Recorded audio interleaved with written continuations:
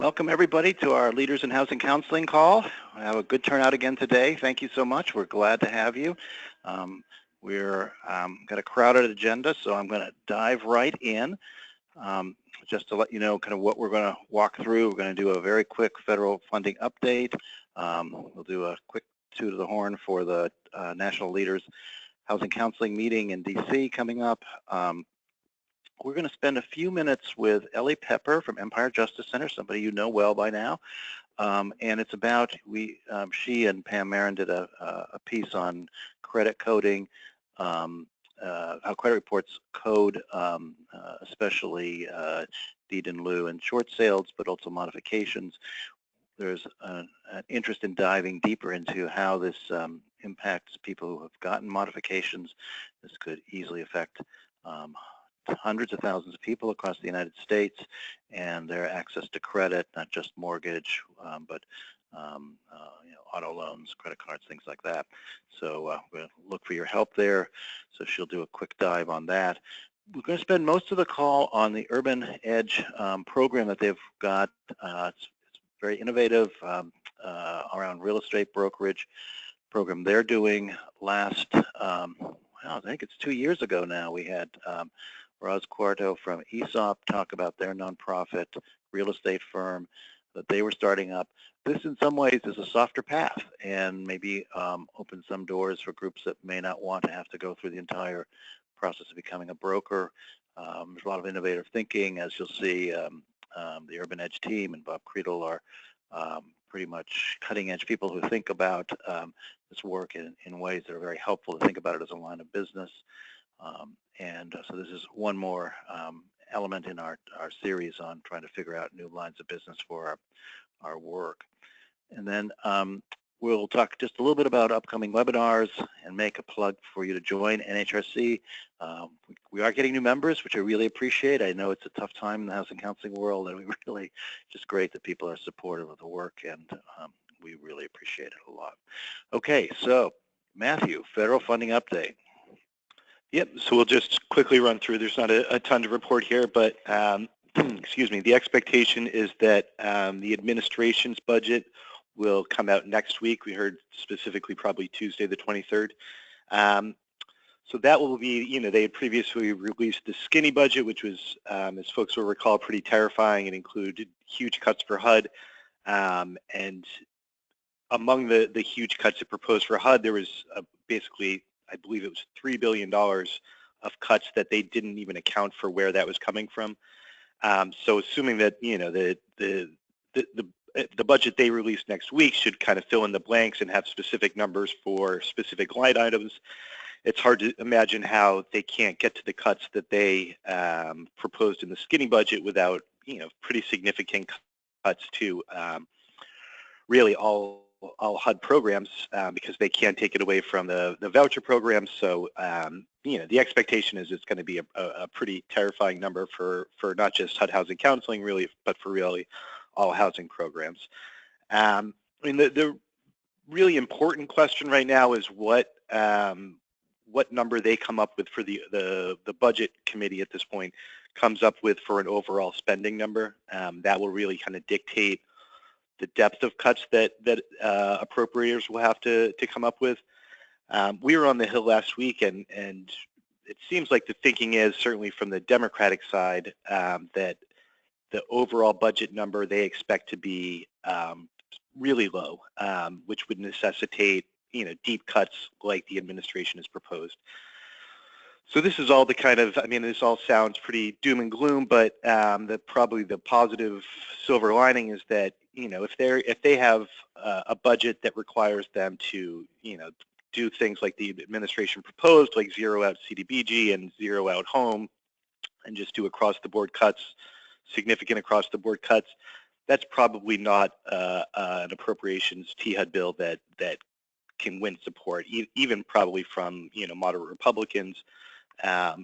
Republicans in the past have they've basically been incapable of passing a budget on the House side without Democratic votes, and the numbers that they're expecting wouldn't get any Democratic votes and would probably lose Republicans as well, and certainly wouldn't be able to get by a Democratic filibuster in the Senate. So You know, as this plays out, you know, there's some expectation that there'll be some bad news along the way, but it's, I mean, just everything with a big grain of salt, because you know, what the administration proposes and even what, you know, the House and Senate propose will be far from done deals. So that's just kind of, you know, what to look forward to. This is going to take, you know, months to play out. So this is still early stages as well.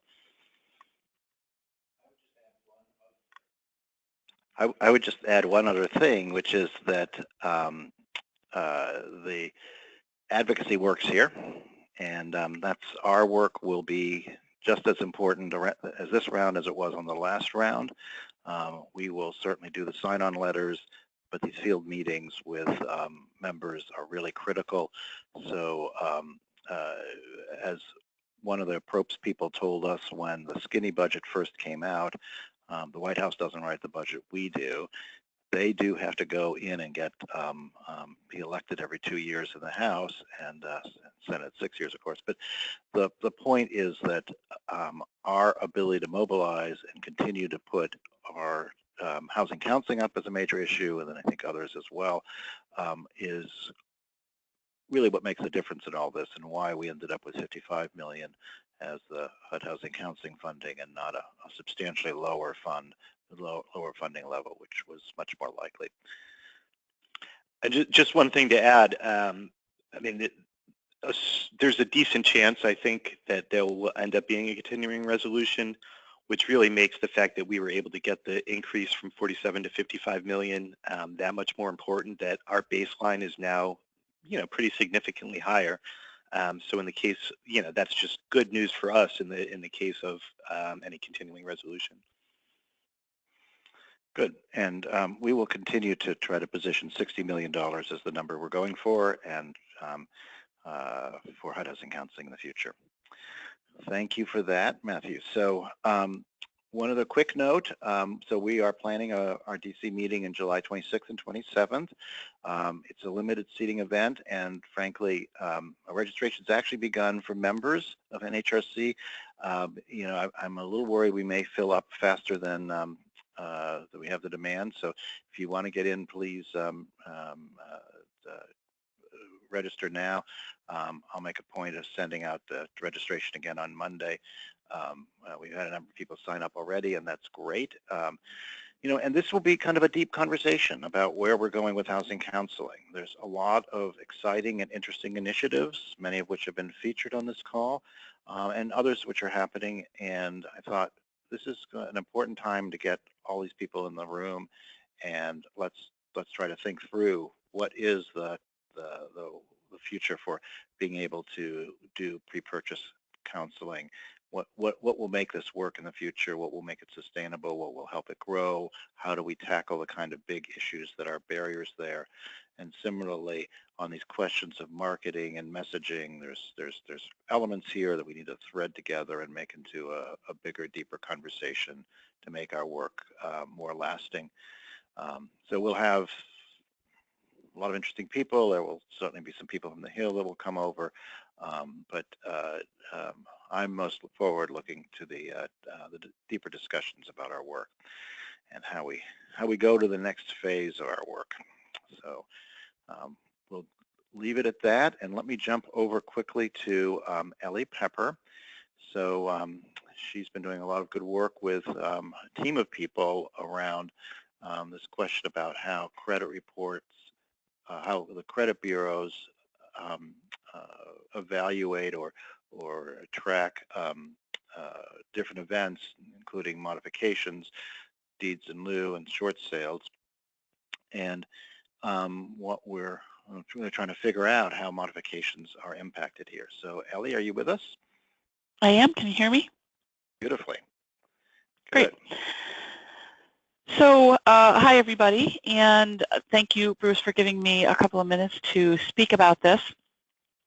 While working with Pam Marin on this issue that we've spoken about before related to how short sale and deed in lieu transactions are ending up being coded and then interpreted by the credit bureaus and then interpreted by the automated underwriting systems, one of the things that came up was what was happening with people who had received a modification and had had excessive lates prior to the modification. So for instance, I know in my own state in New York, there are many homeowners who went at least 120 or more days late with their mortgage payment before they were able to receive a modification. And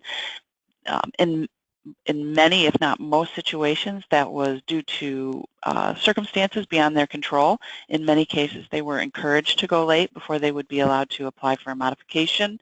And then once they went late, it was difficult for them to get through the modification process. And so I'm singing to the choir, I think, a little bit on that.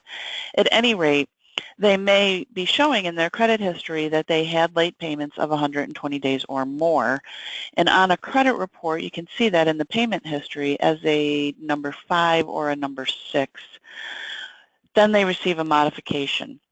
What we're concerned about is if after 12 or 24 months they attempt to apply for some kind of credit, whether it be maybe a refinance on their mortgage, or they want to buy a car, or they need a personal loan, or they're trying to get a credit card, what is happening to their ability to do that? And are they being seen as having had a foreclosure? Because we are seeing some indications that if somebody has a 5 or a 6 in their payment history on their credit report for their mortgage trade line, that they are being automatically interpreted as having had a foreclosure.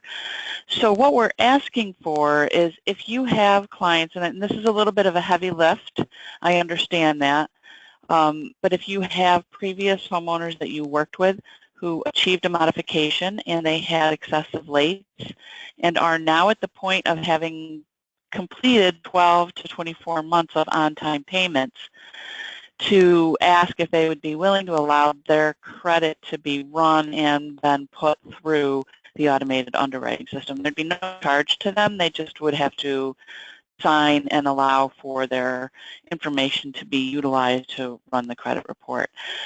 We are looking at some potential incentives, so more to come on that.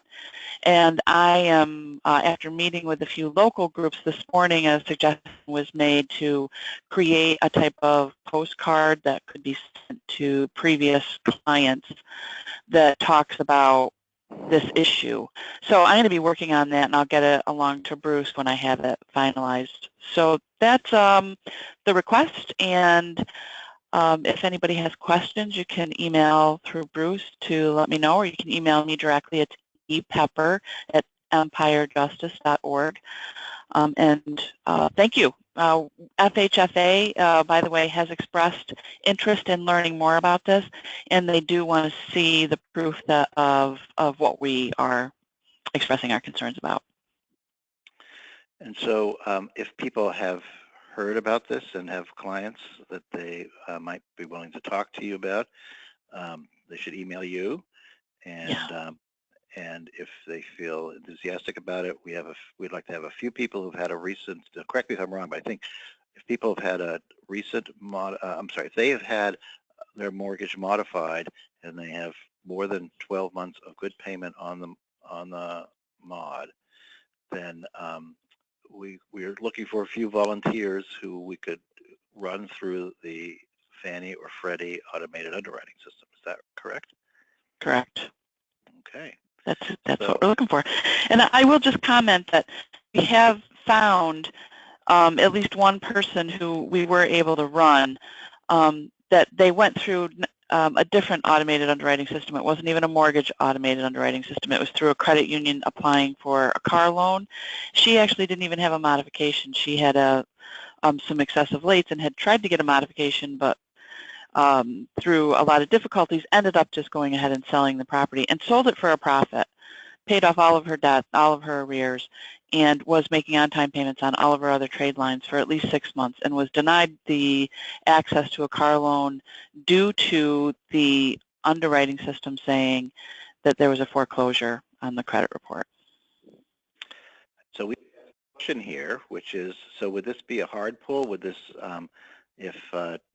if somebody ran through the automated engine, would they, it would be, yes. It would be a hard pull, so there'd be potentially a minor ding on their Yeah, very minor. Yeah, I have to say these aren't lasting. This is not terrible, but you know, it's worth.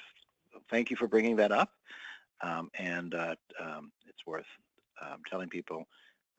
But you know, you get polls all the time in our world. Okay. Mm-hmm. Sounds good. Well, thank you, and keep us informed on this. I think this is going to be an important issue if, going forward, and it's an important issue for individual families, but also for the recovery of the economy and particularly the housing economy. And again, it's not necessarily a mortgage. It'll show up in other forms of credit. Okay. Well, thank you again, Ellie, and there was a string of meetings I know you and the team did in DC to meet with people around this to elevate the issue and the broader issue around how it impacts short sales, deed in lieu as well. Okay, we're going to move on to our guests, and this is Urban Edge is you know, one of the kind of innovative and leading housing groups in the country that's often been a source of innovative programs. And I think I mentioned at the up front that we have done some exploration on for-profit, on nonprofit real estate firm ideas that you could be used for housing counseling agencies. And, you know, in fact, it doesn't sound like very many of us have done that, and it's a kind of a big leap to become a broker. Urban Edge has gone a different route, but one that gives some of the upside and avoids some of the downside. And this seems part of our series on new lines of business for housing counseling. Big thanks actually to NeighborWorks for being really helpful in identifying many of these. And we have Bob Creedle, who's an experienced voice in this field, as well as Linda Champion, who is their attorney broker, and Jeff Tellier, who is the director of their Urban Edge Finance program. So welcome all, and I'll leave it to you to give us the picture. Thank you, Bruce. My name is Bob Creedle. I'm the Director of Community Programs for Urban Edge. I hope everybody can hear me clearly. If you can't, please let me know.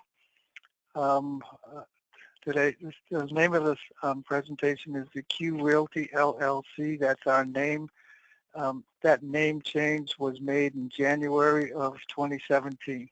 Prior to that, we were known by a different name, which was Urban Edge Real Estate of Greater Boston. So if you could go to the next slide. So we put in the history of how we happened to form our realty business.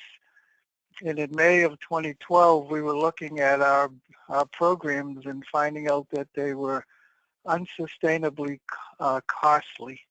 So we began a search to find ways that we could diminish the cost of our program business.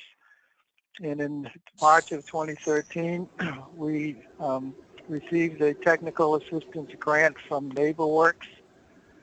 And NeighborWorks gave us money to do a market analysis, a competitive analysis, to look at whether or not we could get into the real estate business and if it would be profitable for us. What was the market environment that we would be entering into?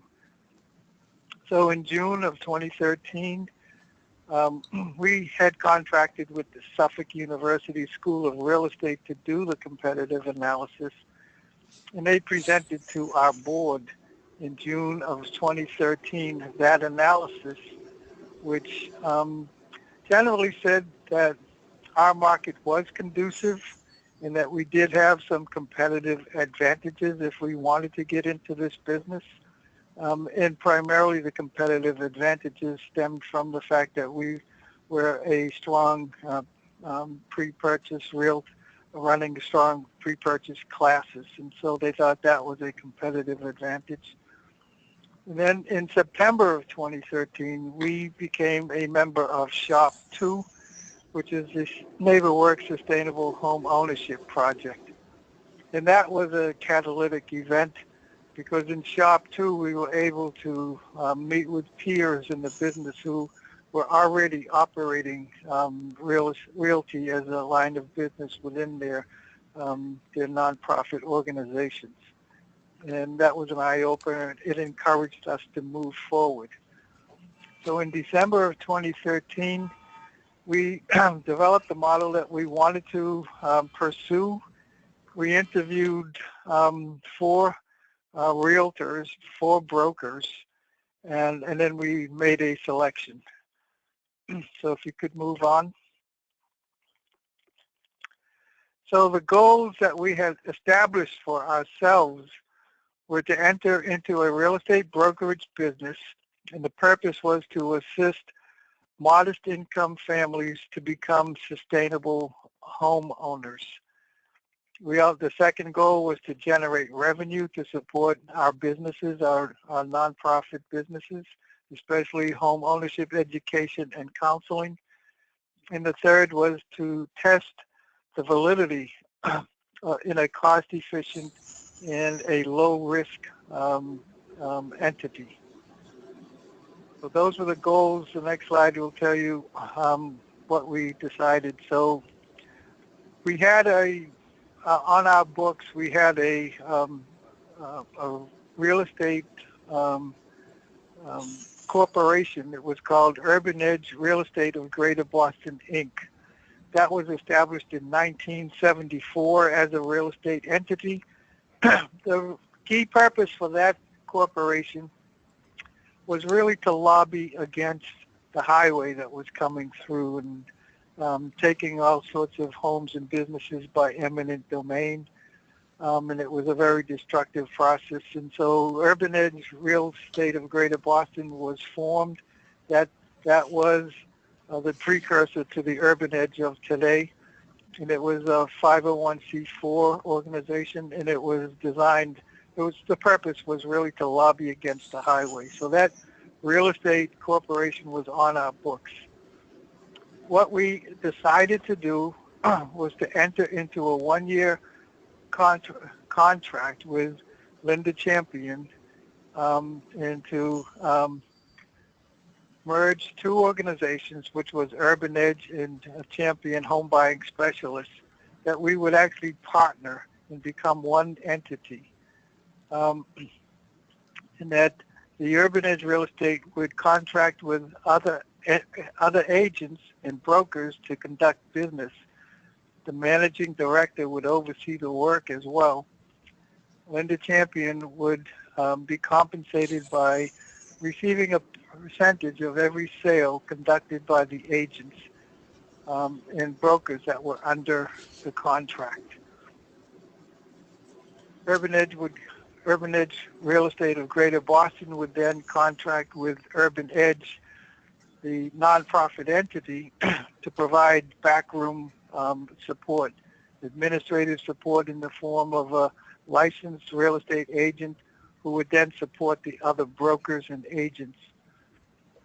At the end of the year, we decided that we would just take a look at this venture and determine whether or not it was viable, and to determine whether or not we wanted to continue and pursue it further.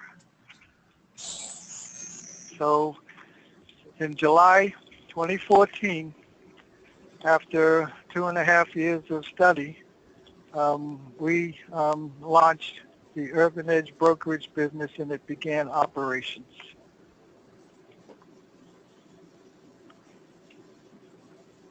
Okay, could you move on? All right, so what I'm giving you here is just 2 years of sales experience. I discounted 2014 because that was only 6 months, but just to give you a high-level snapshot as to whether or not we were meeting the goals, the mission goals.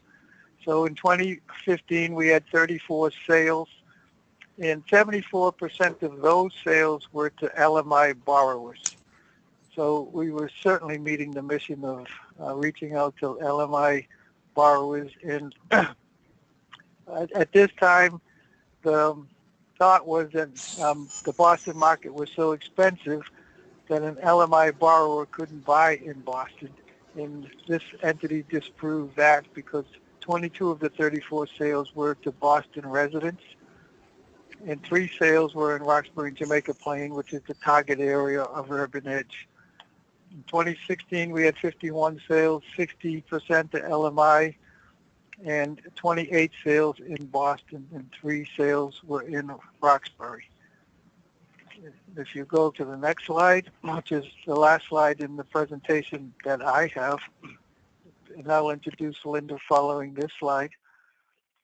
So what I've given you on this slide, and it's a lot of information. We took a look at the years 2014 through 2017. 2014 again was the 6 months of operation, and in 2014 we had 11 sales, gross sales of almost $3 million. The average home price was $271,445. The commissions to Urban Edge Real Estate of Greater Boston were $22,360, and the net revenue was a minus $49,632. Now, how you come up with the net revenue is you take all of the commissions that were earned by the real estate entity, in this case, Urban Edge Real Estate of Greater Boston, and you deduct all of the expenses that were assigned to the real estate company. If you remember, we said that we were going to have 1/2 of a person who's on my staff assigned to the real estate company. So all of that person's salary went to the real estate company, and all of the backroom operations and all of the other costs that were associated with making sure that the administrative functions of the real estate company managed or worked efficiently. All of those costs were assigned against the revenue. So therefore, we had a net revenue of $49,000.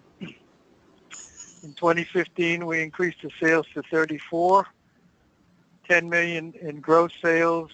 Average home price was $314,000. The revenue increased almost 3 times to $64,000, and the net revenue was reduced to $28,000. In 2016, we went to 51 sales, $20 million in gross sales. The average home price shot up to $400,000. The commissions became 115, which is almost double what we did the previous year. So we tripled the first year, we doubled the second year. And the net revenue was a minus 15. Well, before, in December, our net revenue that we were looking at was a plus 7,000, but after our audit was finished, the final figure came out to be a minus 15,000. So our budget for 2017 is to increase the number of sales to 70, the gross sales to 27 million, the average home price we pegged at 398. The commissions to Urban Edge Realty of Greater Boston were 174,000, and in this year we projected that we would have a net revenue of 38,000. So when we talked about a low risk, what we said was that we would not add any employees. So Urban Edge did not increase the size of its nonprofit staff. We just assigned some of our personnel to work for the real estate company, but we did not add any staff. And all of the realtors and all of the agents on the real estate company are not Urban Edge employees. They're all commissioned. So it was a merger of equals in this aspect, and we just began operating as partners. So far through this year, January through April, this has been a phenomenally difficult year because of the Boston real estate market.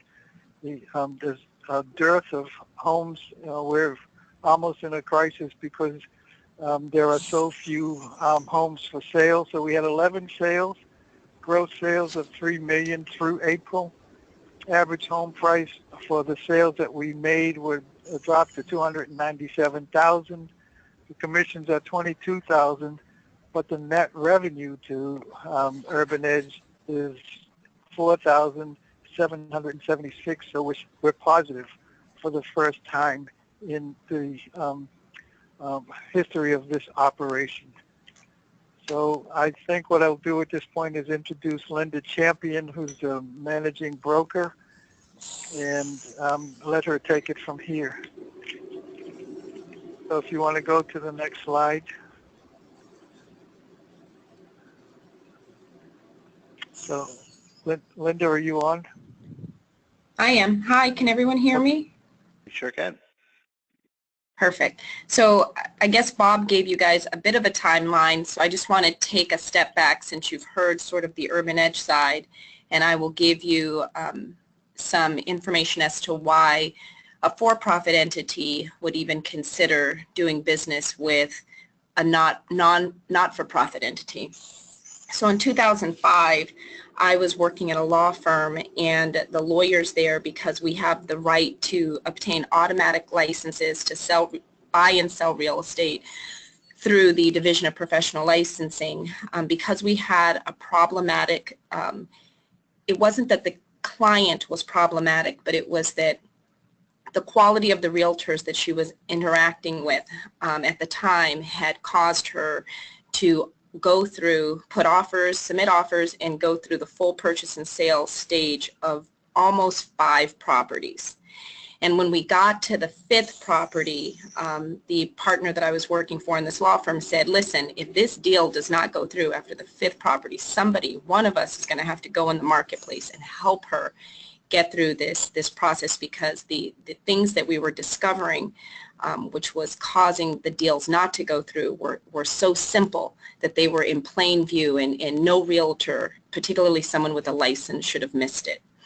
And so what happened is, sure enough, that deal fell through because they had forgotten to determine how the property was being serviced by way of a sewer, septic system, leach field, or public systems. And turned out it wasn't public. The client wanted public, and by the time the lawyers had got involved, the only thing you could do was walk away. So I then assisted that client. It was a doctor who worked, was the head of anesthesiology for Children's Hospital. So I went out with her to help her purchase her house, which she purchased, and it was an $800,000 purchase in Massachusetts. And so with that, the lawyers in the group continued to work in that capacity, and we were primarily lawyers working also as real estate agents. So we ran a retail sort of operation, a dual law firm slash real estate brokerage company, but because we were all lawyers, you could not bring non-lawyers into that group, particularly if we wanted to continue to run the law firm. So that sort of format ran from 2005 to 2011, and we operated primarily out of Dorchester and Roxbury. And during that process, most of the attorneys that were involved were also involved with some of the local community development corporations, and we were all working throughout the city in Cambridge and parts of Woburn and Randolph, which are other communities in Massachusetts, teaching and training buyers on best practices in purchasing their first home and what the requirements were. In 2011, I was appointed by the Suffolk County District Attorney to take a closer look at a lot of the financial crimes that were impacting particularly seniors and veterans, where their houses were kind of being stolen from them through fraudulent deeds or fraudulent conveyances. And so I accepted that appointment in 2011, and the retail portion of the brokerage group sort of shut down, and the business became sort of a home-based business. And there was a desire to sort of return to the retail side only because I've since left the district attorney's office. I was there for a number of years, and then had gotten assigned various cases, but then it makes you jaded, so you can't stay there too long, otherwise you think everybody's a criminal. So I was approached by Urban Edge, and they had asked us to take a look at this business plan that the Suffolk University folks had put together. And the upside of doing it with Urban Edge was we would get a return to the retail side. What we didn't anticipate was that it's a return to the retail side, but not in the way that you guys would think of it. So, you know, you would think that you would have a storefront and you would have a place where people can kind of walk in and out of, but that piece of it is sort of evolving and was a little bit more difficult to do with a nonprofit. But the upside was that for Urban Edge, at least, they would have a trained and ready-to-go staff. The problem was the trained and ready-to-go staff consisted primarily of real estate attorney brokers who, by their very nature, are not inclined to share commissions, right? They don't have to share because as a broker, you can keep 100% of your earnings, where as a salesperson, you can't keep 100% of your earnings because a salesperson answers to a broker and they can only work for one broker. So with the merger between our group and Urban Edge, we pretty much lost all but 2 of the real estate attorney brokers. So I stayed, and then there's one other attorney broker that stayed on. So all the folks that we have now and the staff that we've built is all relatively new. The levels of experience vary, but they're all pretty new to this type of structure. And we've grown from the 7 that we started with to the 20 that we have today. The other upside was that even though we were a small boutique group, Urban Edge got the advantage of being able to take that training and experience in the market share that we had built within the community without having to go to a franchise to purchase those rights and to have those upfront fees. And a franchise would be the real estate brokerage groups that you're more familiar with or have seen or heard, like a Keller Williams or a Coldwell Banker or Century 21 or RE/MAX. But with those entities, they do carry large upfront startup fees, and then you have to pay a royalty for each sale that you do, plus annual commissions. And then the upside for the agents is they could pay as they earned. So on our side, the agents could come in, join with Urban Edge, pay as they earned, instead of signing upfront contracts with these franchises, which would require, for example, for someone at my level of experience, they would give me 100% commission, but I would have to guarantee them a $25,000 check each year, right? So if you want to go to the next slide, that would be great.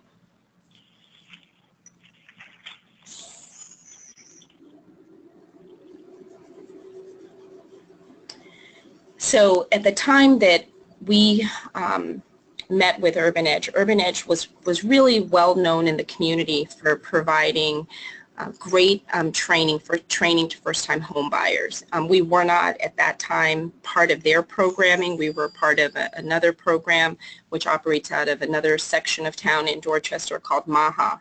But Urban Edge's program was very similar to MAHA, and it was like it embodied within it things that we believed in. One of the things we believed in as an organization on our side was that the consumer had to be educated, and part of that came from the background and training that we had as former prosecutors, particularly prosecutors that worked in the area of financial crimes. So the more educated the consumer, the more they knew, the more they would be able to detect and spot red flags, and the more that they would be willing to listen to their gut instinct and get help when they needed help. The other issue that we had was that there were a lot of consumers in the community who were desperate to buy a house, and with the cost of rent going up in the Boston market, they were so desperate that they were turning to alternative resources within the community, particularly credit repair agencies, who were then charging them a monthly fee, which was automatically deducted either from a checking account or from their paychecks. Some of the customers had been on these so-called credit plans with these companies for long periods of time, anywhere from 12 months to 24 months, and paying fees anywhere from $100 monthly to $200 monthly, paying these fees, and in the meantime unable to make and pay their other day-to-day bills. And so That was troubling to us, that was concerning to us, and so one of the things the agents within our office were trained to do was to follow sort of a model that the then State Attorney General had, which was that each consumer in Massachusetts should, for free, be able to have access to their credit reports, pull those credit reports from a particular site, but then once they pulled them, there was a lack of training on how to read them in terms of being able to fix them. So providing them with the assistance of being able to read those reports, understanding what the reports contained, and then giving them instructions or some direction on how to correct the information that was there. And so Urban Edge sort of does this, a similar type of method through a financial capabilities component that they have. The other issue that we had was while we were teaching all of these classes, we were seeing, you know, the classes were full. There would be anywhere from 50 to 200 people per class or per training. But the reality is, within the Boston marketplace, there was a shortage of inventory. But not only was there a shortage of inventory, when you get to the lending side, if the agents aren't well trained and well versed in the lending guidelines, then what happens is you have a very delicate population of buyers. In the delicacy in the population is that they don't have a lot of money for due diligence. So if you get it wrong, you know, you might take $500 from them for a home inspection and another $500 for a purchase and sale agreement. But the reality is that $1,000 you've taken from them, it could take them a year to resave that money.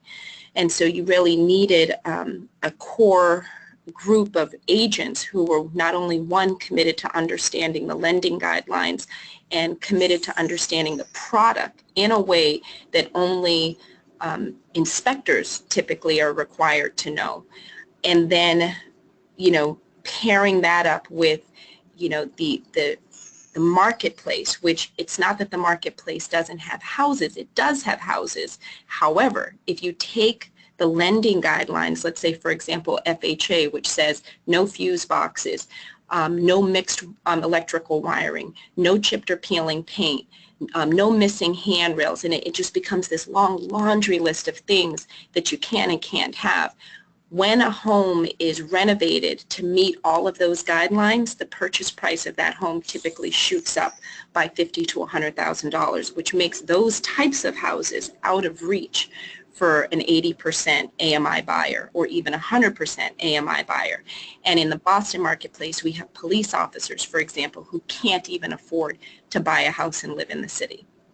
And they make a decent base salary, and some of them can make up to $100,000, and they still can't find affordable, suitable housing.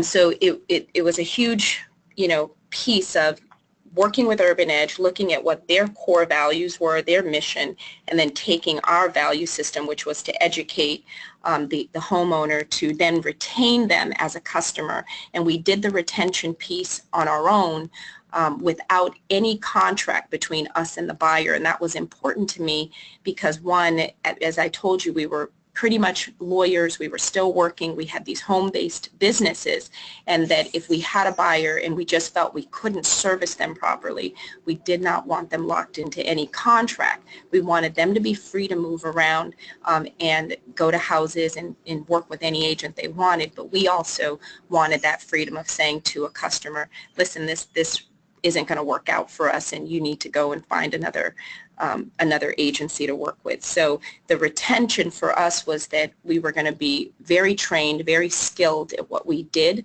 on the brokerage side, that we would retain them just based on our intellectual property. And then to work with them through that home buying process, but not only work with them through the home buying process, to take the whole person, and the whole person means people come with different things. You know, some people are buying a house, but then they're coming out of a divorce and they have a house where their name appears on it. So also being the advocate with the lender to advocate on their behalf, to say, listen, you can't attribute the existing mortgage that for a house that they didn't get out of the divorce to them under their debt ratios, and these are all the legal reasons why. And we, you know, and to really push these banks, instead of doing these manual these automatic underwritings to really push them for particular families in need to do these manual underwrites. So, you know, we were taking things a step further in not only helping them identify the house to get the house done, but also walking them and helping them through all of the underwriting components that come with purchasing a house. You can change to the next slide if you'd like.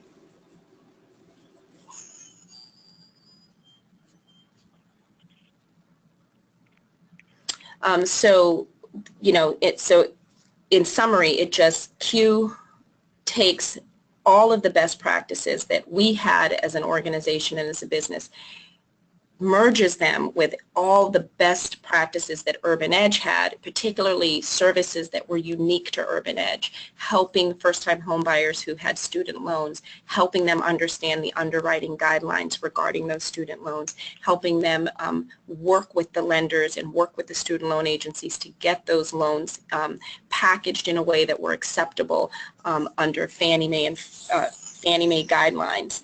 The other thing it did is it helped all of us really focus on first-time home buyers, and not only 80%, but 50% AMI buyers, 75% AMI buyers. And then also what it did is it allowed us to grow a staff that's completely multilingual. I mean, we are missing, you know, a lot of languages. However, for the area that we service, most of the languages that are, you know, that are sort of have populations that are buying in record numbers, particularly the Latino population and the Cape Verdean community who are buying in record numbers. Haitian community is also starting to pick up momentum and buying a lot, but we're able to service all of those customers in English as well as in the language that they may feel more comfortable communicating in.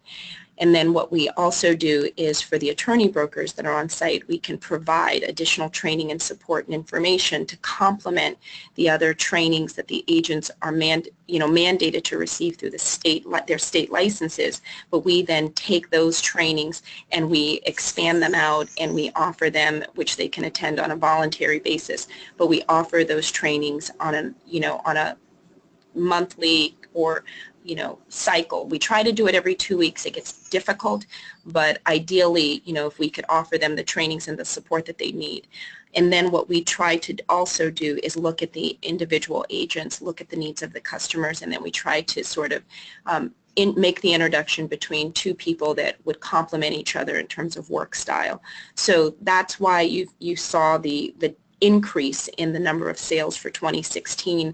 Part of it really was just really getting to know our customer, getting to know them very well, and then helping them feel, have trust in the person that was assigned to them, and then having them work them through the entire process beginning to end. At this point, we'll turn it over to Jeff. Thanks, Bob. Good afternoon, everyone. So, in executing the business plan that Bob and Linda spoke about, we did face some challenges. So, as the real estate market in Boston evolved, we saw more of, us placing, the residents that we serve outside the city, but also serving, residents outside the city as well. And as Bob mentioned, the real estate practice or the brokerage business was initially organized under a 501c4 nonprofit organization. But as the business continued to mature and as the environment in which the business operates in continued to evolve, we felt that Urban Edge might be exposed to some bit of risk. I'm not going to get into too many of the details as far as the tax issues go, but we were almost having an unfair competitive advantage by operating a real estate brokerage business as a nonprofit while there was other for-profit real estate brokerage businesses operating in the same arena. So during 2016, we spent quite a bit of time with some lawyers and accountants to kind of look at the overall operating structure, the environment in which we are working in, as well as, taking a look at the other inputs and determine kind of what risk. And it was the underlying consensus that it would be best to move this type of operation into a for-profit entity. So beginning of this year, as Bob mentioned, we formed the single member LLC, which will now carry on the Q Realty operations, and Urban Edge is the single member in that. And then we also made the election to be taxed as a corporation for tax purposes. So that way we're not kind of using our tax-exempt status to unfairly compete with others in the arena. And then the next slide, I'll kind of tie this all together as far as how it benefits Urban Edge and the programs that it runs. So for most of the slides before this were geared towards Q Realty. So really there's two companies in play here, and they work together in tandem. So Q Realty is the business that's out, doing the brokerage, selling houses, serving the folks that Linda was speaking to. And on the other side, there's still, Urban Edge, or an Urban Edge within community programs where Bob's the director. He oversees the brokerage line of business. And the idea being that the revenue that's generated from the Q side of things would funnel into the community programs brokerage line of business and help to sustain some of the other home ownership programs that we carry on. So we're really using two businesses in conjunction to help sustain the programmatic aspect of providing first-time home buyer classes, home ownership classes, so on and so forth. So really got to think at them together. But as we continue and as the business continues to mature, we have pretty realistic goals as far as what we want the organization to hit on the Q side, and that'll just provide benefit to Urban Edge on its brokerage line of business side as well. Could I elaborate on this? Go ahead. Yeah, go ahead, Bob. I just wanted everybody to be aware that this slide is for the month of April. So where it says current month, the current month is April. Go ahead, Jeff. Thanks, Bob. Yeah, we got we're taking a look here at the month of April and the year through April and the year-to-date column as well. And you can see it's helping to sustain the brokerage line of business, which is bringing that net income from operation. And then as that continues to grow, that'll be available for use in the other community programs line of business to help sustain those business lines of business as well.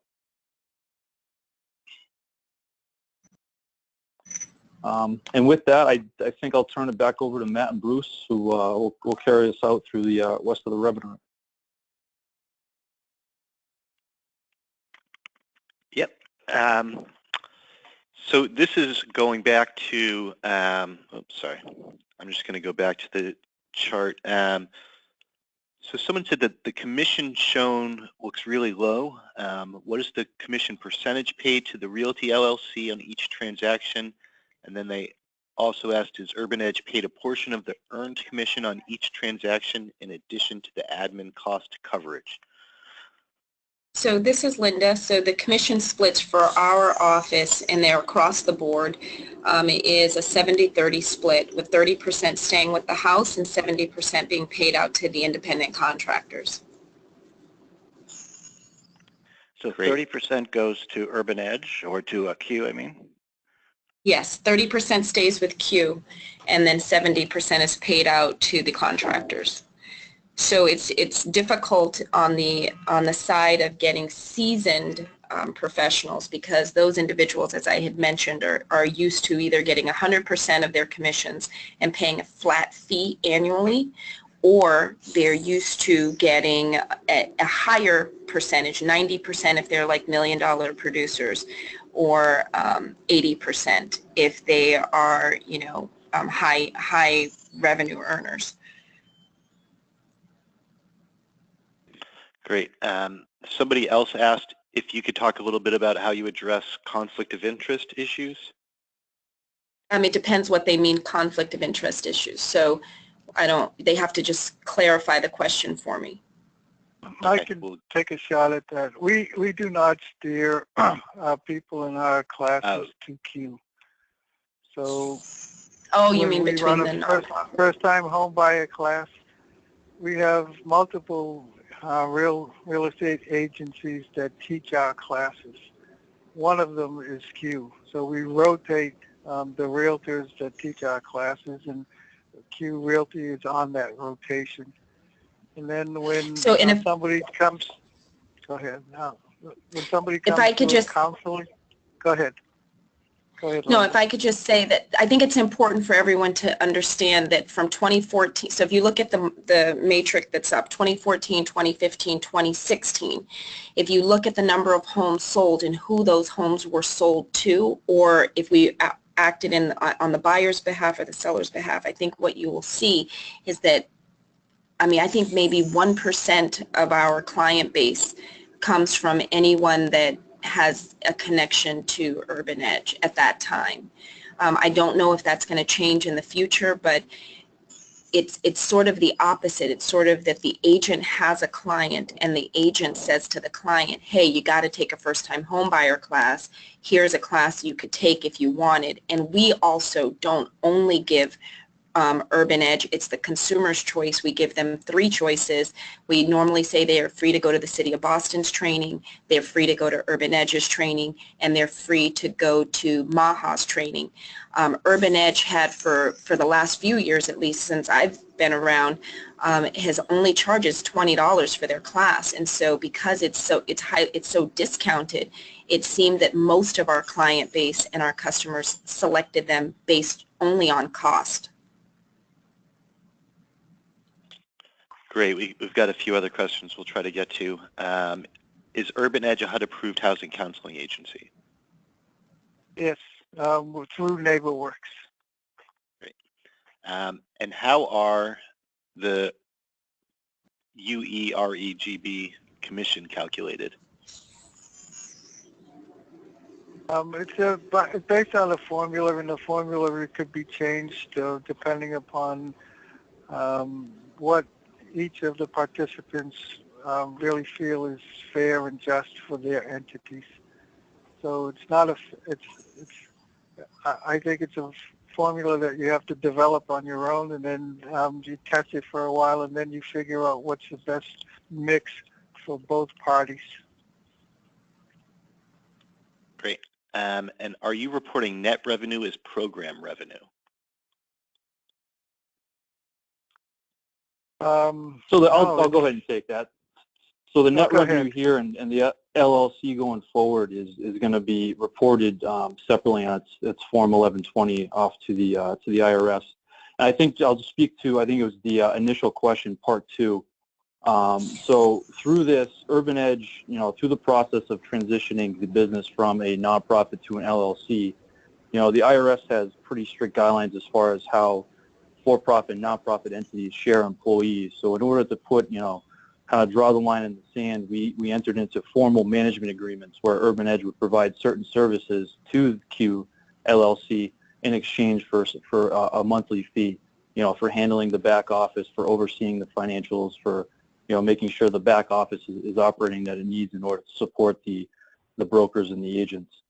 And then, that's one layer of revenue that comes to Urban Edge, and the second layer is as the business continues to move in the right direction, looking at, taking annual dividends from the corporation and then providing those to Urban Edge into its community, programs department. Great. So if you could just clarify, someone asked if Q receives 30%, the agent receives 70%, what percent goes to Urban Edge Real Estate? I think that, Jeff, you have to answer that. I think that's based on profit, right? Q Real Estate. Yeah. Sorry, Jeff, go ahead. No worries. In that 70-30 split, the 30% is coming to Q Realty. So in the slide that we have present, it says Urban Edge Real Estate at Greater Boston, Inc. Really starting in 2017, moving forward, that's now Q Realty LLC. So it's the 30%. This is a negotiated ratio, and it's subject to change. It's based on what each entity thinks is fair for them. And it's really 75 and 25.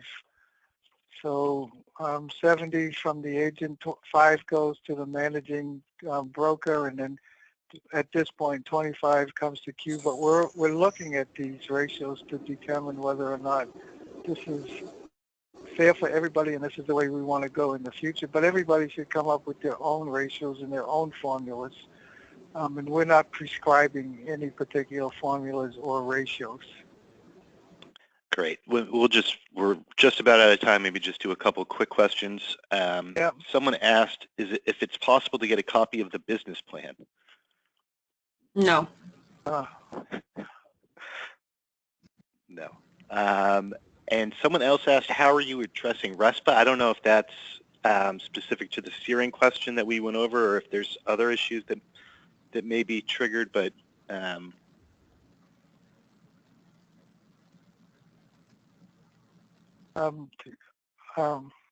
is that a real estate question or a finance question?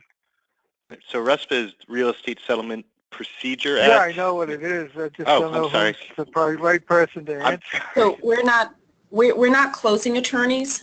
So everything, all the ALTA documents and everything are handled by whoever the buyer has hired as their own lawyer, and as whoever is handling the closing process. But we're not involved with that process, other than we get a copy of the ALTA once it's done and we submit it. Great. And we or can, the HUD one. Sorry. So maybe we can get more detail on that and follow up if need be. But yeah, so there's a few questions we're not going to get to, but folks can follow up by email and we can pass questions along. So I'm going to turn it back over to Bruce now. Well, thank you very much. Fascinating, and we will we'll be interested in this whole to see how it proceeds, and maybe sometime in a year or so it might be worth to do a check-in and see how the business is proceeding. But thank you, all three of you. Great, the good work you're doing. Let's go quickly to, we're just going to close out in just a minute. So we've got 3 upcoming webinars. We're going to be a little bit off schedule in June, and the first one will be on the 8th of June, so not the first, but the second Thursday of the month. And this one will be about a conservation program that NeighborWorks of Western Vermont is using, but we think that might be worth thinking about as a new line of business, and we'll hopefully learn from it and see in the current environment what you can do with that. We're going to have a very interesting conversation on the 15th. We'll have Bob Creedle come back. They're doing a lot of thinking about how to evaluate lines of business in terms of profit and loss. You saw a little bit of it here. Do a deeper dive into that, and really around their fee-for-service pricing. So this is an issue that has come up on our calls a lot and comes up in our meetings a lot. How do you price things? So Bob's done a lot of thinking about that and his financial team, and so we'll do a run through on that. We'll have another call on the first Thursday of July, and then after that on the 20th we'll have the people from Boston Community Capital about their program, where they're essentially providing financing for people to buy their underwater mortgages and do a principal reduction. So it's one of the few really successful principal reduction programs. I had thought this was limited to to Massachusetts, but in fact they're in multiple states, and so we thought it would be good to bring them on. So look forward to that. Keep in mind that we're always glad to have you join NHRC. The membership form is on our website, and you go up to the top banner and you go to the membership link and click in twice and you'll get it to our membership form. I'll be happy to send it to you personally if you're interested. I'm glad to do that for that service. We really value your membership, and there'll be a special luncheon and morning meeting for members in the national meeting. So looking forward to our next call on the 8th, and thanks everybody for hanging in there, and we'll continue with the series. Thanks.